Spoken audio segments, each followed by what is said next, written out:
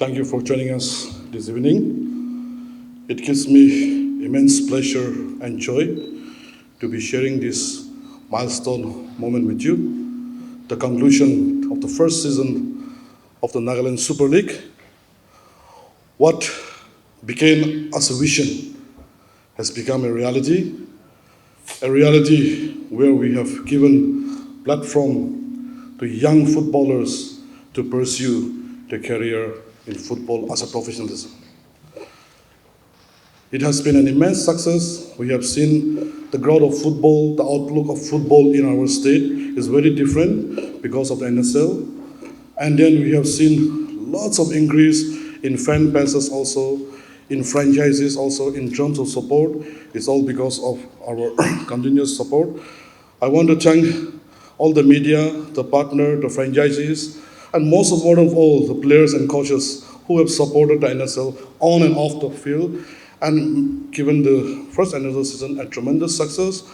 We have achieved a very great height, and we are looking forward that we'll set new heights, we'll develop more grassroots level of football, and we are looking forward to building our league more stronger, bigger, and brighter. That is the second NSL season. With these few words, I once again welcome you to this press conference. Thank you for joining us. First of all, I give all glory to Almighty God for what we have achieved, and I send my warm welcome to all the media friends. Nagaland is moving forward by supporting from everybody, especially from our state government. This time, we received an award for investing for the games. We are grateful to our Honorable Chief Minister, Dr. Purio, for all our support, not only giving the moral support, financial, giving the infrastructure so that we can move forward. And we also would like to thank our Nagaland Olympic Association led by Sir Bunathan. We have seen what we have achieved for Nagaland Super League 2025. And even Youth Resources Department, I would like to acknowledge them for giving all the infrastructure, logistics support, everything. And with all the media support and the football fan and the lovers, especially to the club owners, they all came forward and make it what we have achieved today. Especially, we got awards for the Super League also. What I would like to make a clear mention is our state government is pro sports and our chief minister is a pro youth. That's why he invested so much. We present our state plan in All India Football Federation executive meeting and in the general meeting also. How our government is investing in sports. Though we are a very small state, our state is really giving focus on the youth because they know through sports we can bring peace, through sports our economy also can be developed. In that way, our Honorable CM has given so much to the sports, and today what he has done, the All India Football Federation, our great nation has acknowledged by giving this special award to our state. So we are dedicated to the whole of the Naga people, especially to the lover of footballs and players. Thank you for giving me this opportunity to speak to you. Thank you very much, Mr. Kaki. Thank you everybody for being here. First and foremost, thank you very much, my friends from the media, for coming and joining us for this final whistle, the closing press conference of the Nagaland Super League 2024-25. You've just seen a short report and summary of the league which we played on the screen. That report will be available to you on your phones and on our social media handles. Our team will share it with you. To begin with, I must place on record the fact that the NSL 24-25 was an overwhelming success. And to be honest, we were also overwhelmed and taken by surprise because the level of success, the level of response, and the support we got from all sections was beyond our expectation. And I take this opportunity on behalf of the Nagaland Olympic Association, the sports fraternity, to congratulate the football family, the Nagaland Football Association, the Department of Sports and the state government for winning the All India Football Federation Special Award for New Project. As the President of the NFA and Executive Member of the All India Football Federation, my good friend Mr. Nibu Sekose had highlighted, the victory is a victory not only for the NSL, but for the entire ecosystem of football in Nagaland and for the entire ecosystem for sport in Nagaland. You're aware that the NSL was only in its first edition, yet it got national recognition, and this national award is not an award only for football, but it belongs to entire Nagaland. Because football in Nagaland, the NSL, and this beautiful game, every Naga citizen is a stakeholder in our common and collective aspiration. The NSL was a success first and foremost because of the fans. Without the fans, football cannot rise. And the amount of support and response we got for the fans, as you all have seen, was overwhelming. We want to say a big thank you to every football fan across the state. People who joined us physically in the stadiums, people who joined us on our digital platforms, and people who followed and cooperated with us in our social media handles. You're aware, as the report highlighted, the response we got on our digital platforms, the broadcasting platforms, was above expectation. We had millions of views, millions of impressions. The final match saw a record 53,000 live audience, and views crossed 5 lakhs. More than 7 million impressions on Facebook, and the amount of following we had was never really expected. But as I said, this is because the fans responded to us. The NSL was successful because hundreds of people worked for months and weeks behind the scenes, day and night. We faced many challenges. The planning itself was a challenge. And to start a new league, given the challenges that we have, and the two main challenges in Nagaland, as we all know, in the Northeast, are resources and infrastructure. Limited resources, limited infrastructure. That made us plan the NSL in a manner that accommodates everybody, especially supporting the NSL franchisees. We zeroed in on 2 venues, one at Kohima and one at Chumoukedima, made it into home and away grounds. There were 7 teams, and we designed a league that was just above 2 months.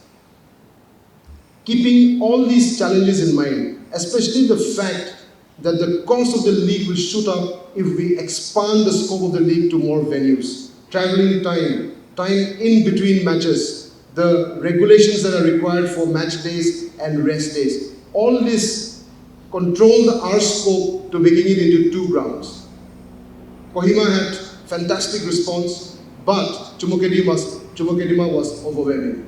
I take this opportunity also to congratulate every franchisee, especially the 2 teams which made it to the finals, Barak and Longtop. Special congratulations to Barak. I personally feel that it was well deserved for Barak, considering the fact that they put in so much effort. They are also the most senior football club in the state. They had some of the best players, and the football they played was beautiful. So I think personally, at the end of the day, the best team won. Not only in the playoffs, but they also emerged as the most consistent and the best performing team in the league stage. We were required to play the playoffs because the All India Football Federation requires the league to be recognized for each team to play a minimum number of matches. Since we had only 7 franchisees in the first edition, they were not reaching the regulation of the number of matches each team is to play for the league to be recognized. That's when the idea of the playoffs came. It was well received by everybody. It was well received by the All India Football Federation,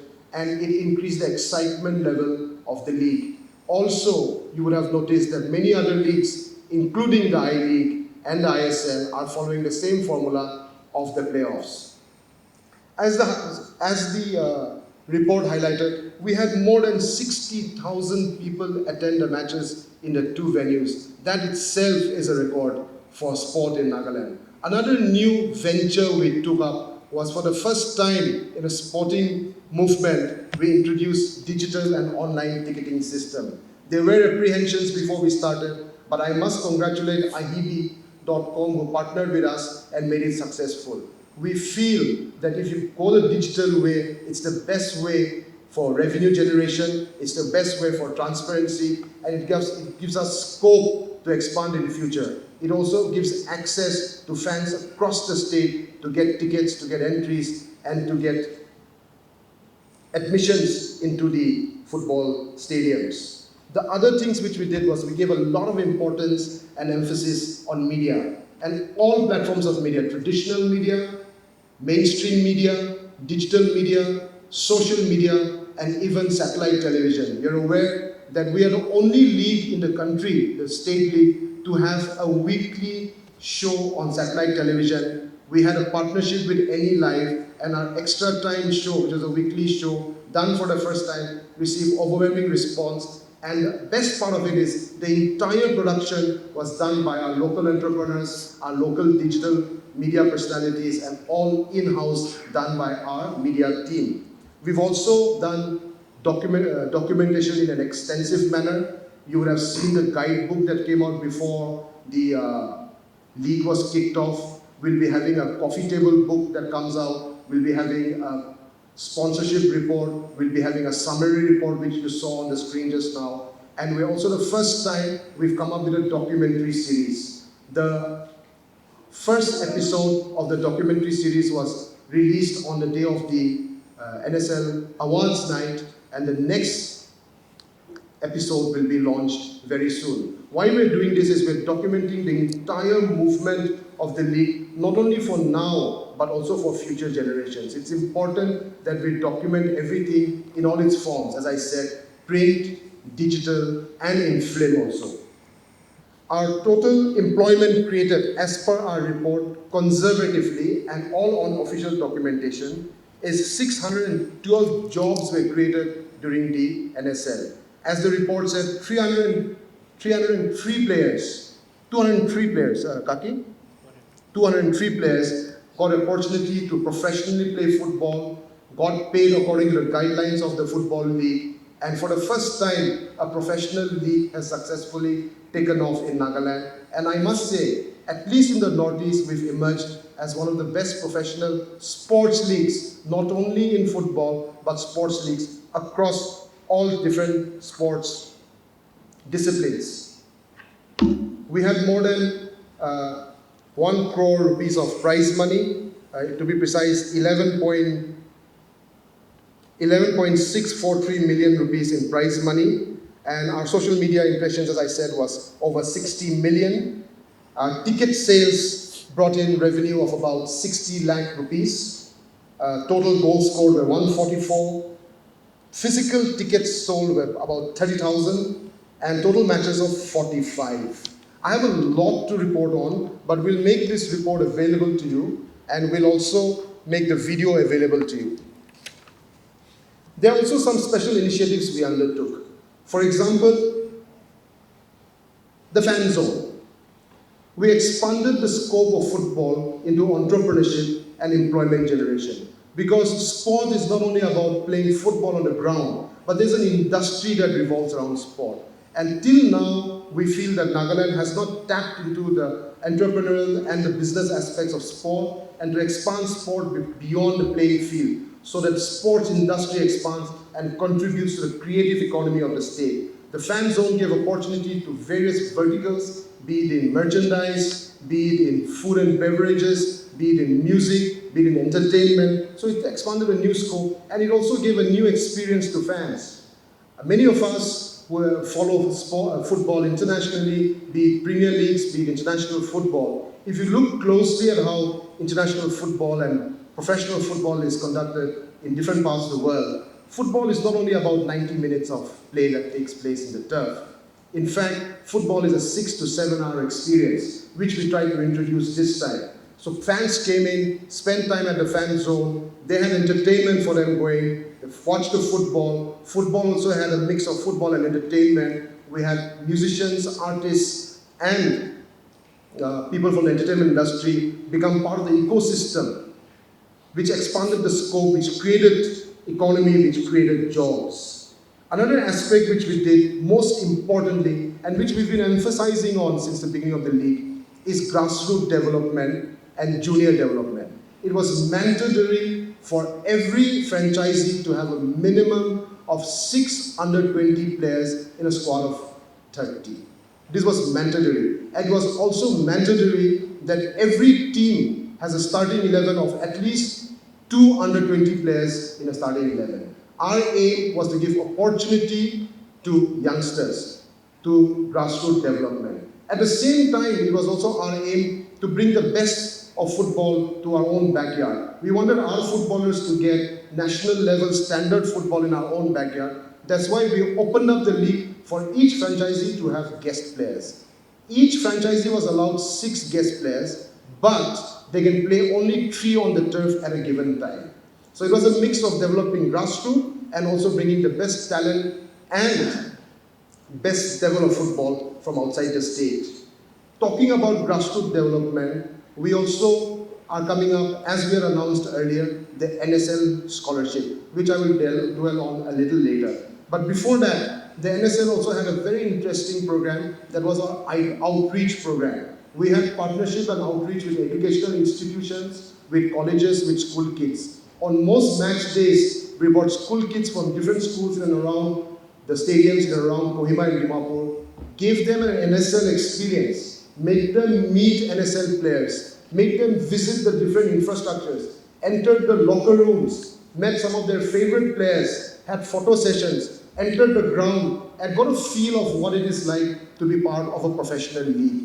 These kids will get inspired to play football because football gives opportunity in an equal playing field for everybody. Our aim is to promote the Olympic spirit, the Olympic message, and that is to create a platform for people from all walks of life, irrespective of what background they belong to come and participate in sport, not only in a professional level, but to ensure that sport gives them a chance to blossom, to flower, and to reach out towards their aspirations and their aims. We want to give sport an opportunity to youngsters so that they can enjoy and develop their personality and character, because sport strengthens character. That's what we believe. The NSL proved one thing. The NSL proved one thing is that sport has the power to unify. Once the NSL was going, we had thousands of people following us on social media, on our broadcasts, and also at the grounds. It brought Nagaland together. There was no Angami, Ao, Sema, Lota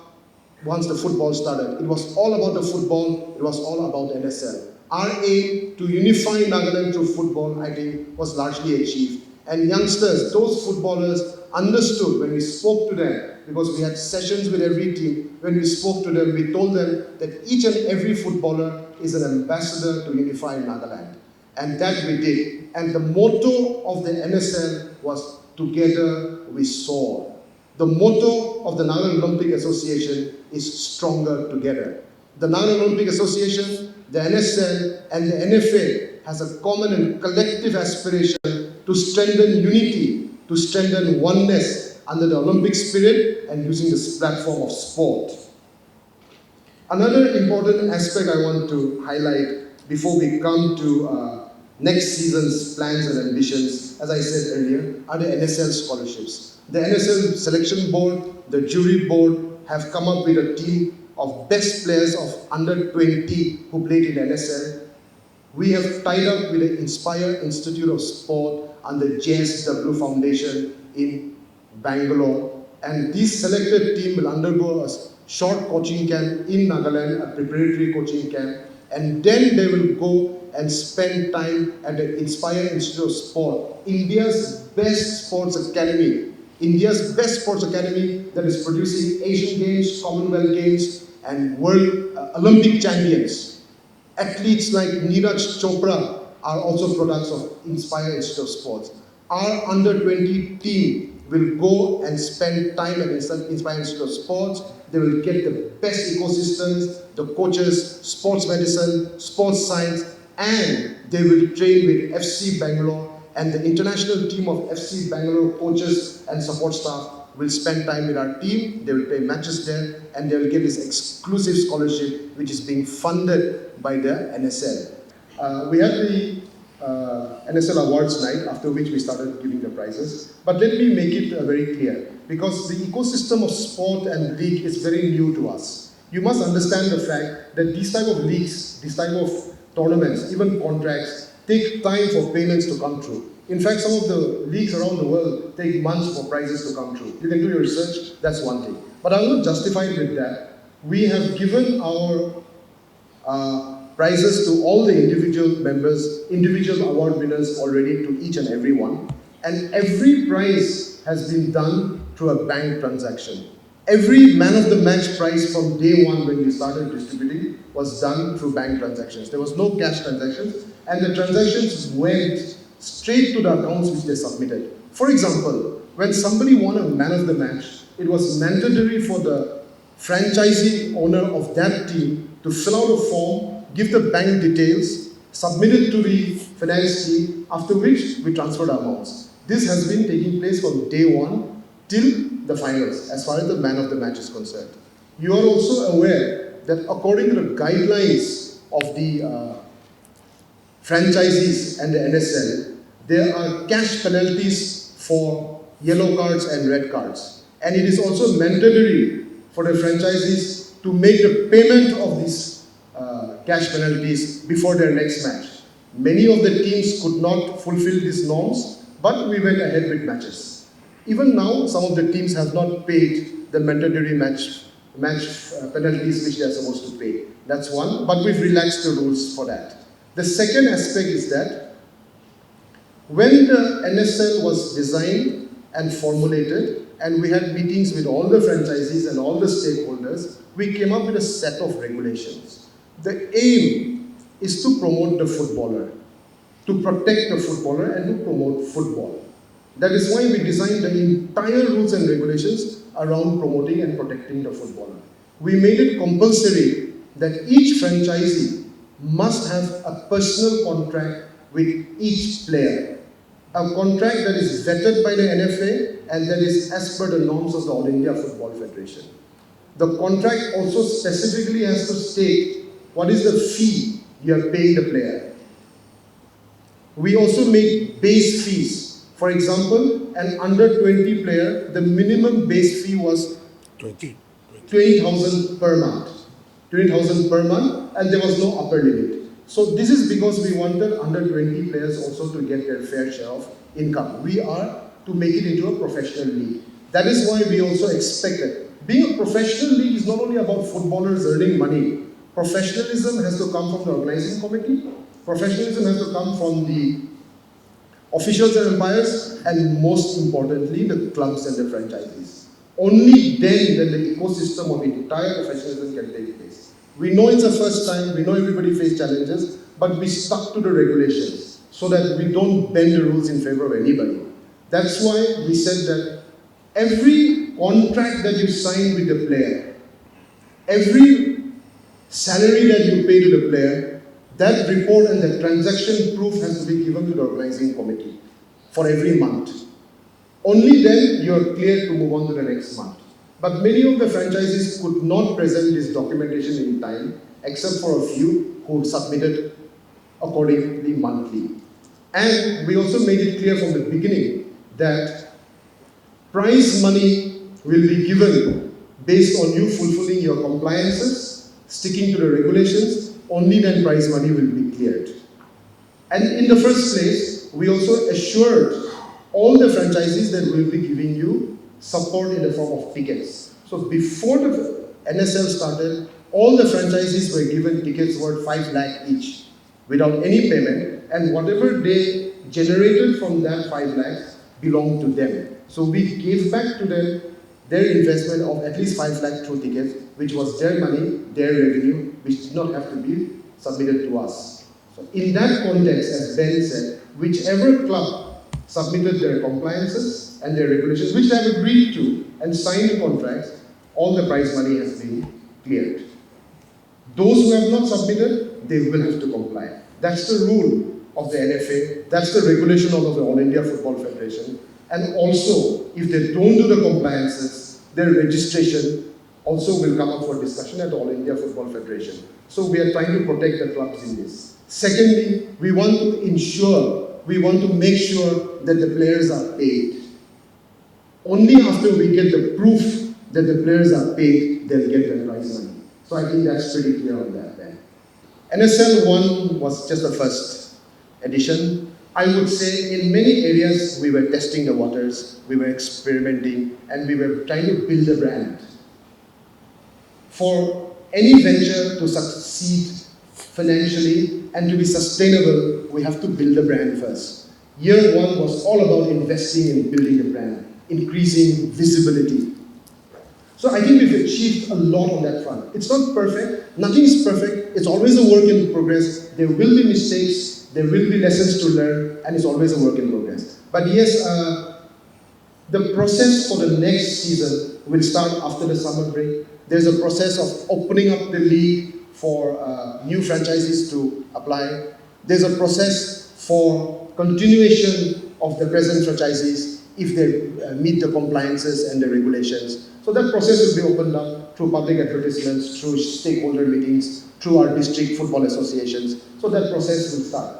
Having said that, we are already getting a lot of interest from investors, from sports lovers, from other club owners that they are keen to join, having seen the first league. But we hope that next year will be bigger, better as far as the football is concerned. We are also hopeful that the prize money will increase. We are hopeful that there will be more teams, and we are hopeful that we can expand the scope of the league. When I say expand the scope, more matches, longer duration. But all that also comes with challenges of more expenses, more resources, requirement for more infrastructure. And coming to your question, again, a lot of people asking us very pertinent about the size of the stadium.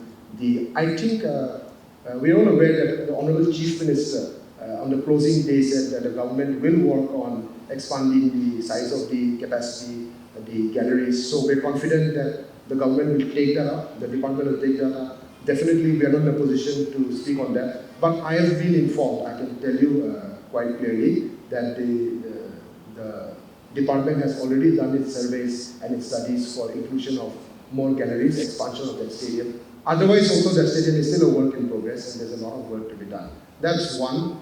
Also we are looking at other venues, but again, it will all come down to the dynamics of teams, districts, resources, and logistics. But definitely with everybody's support, I'm sure NSL2 will be bigger. We are confident with the support of people.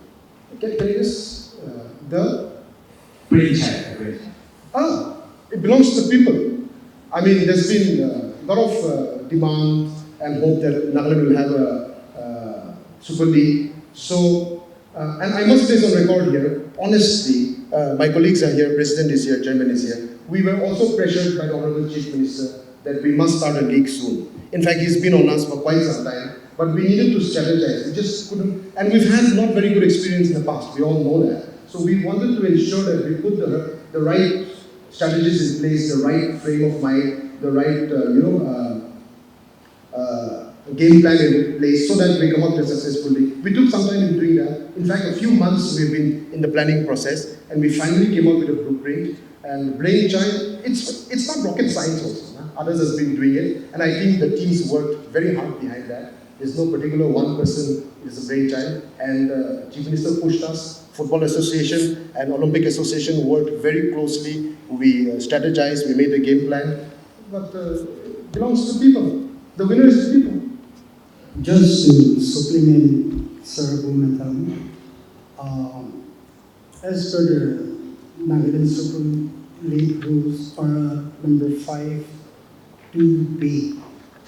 All the payments to the players have to be submitted to the governing body.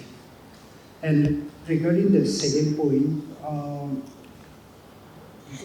league for second season, it may start this year.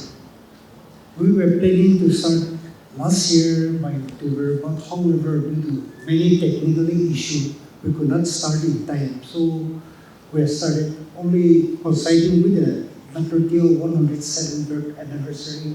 We started with it, but to be in line with All India Football Federation I-League, we were a bit late this time. So we are planning to start this year by the end of this year, so by January we finish only, and by March, April will be in the India I-League, the champion will be. So that is our planning, and this year we have done many things good, and we have already convinced All India Football Federation, League Committee, Competition Committee that we can do it. So what we have requested All India Football Federation is not only one thing.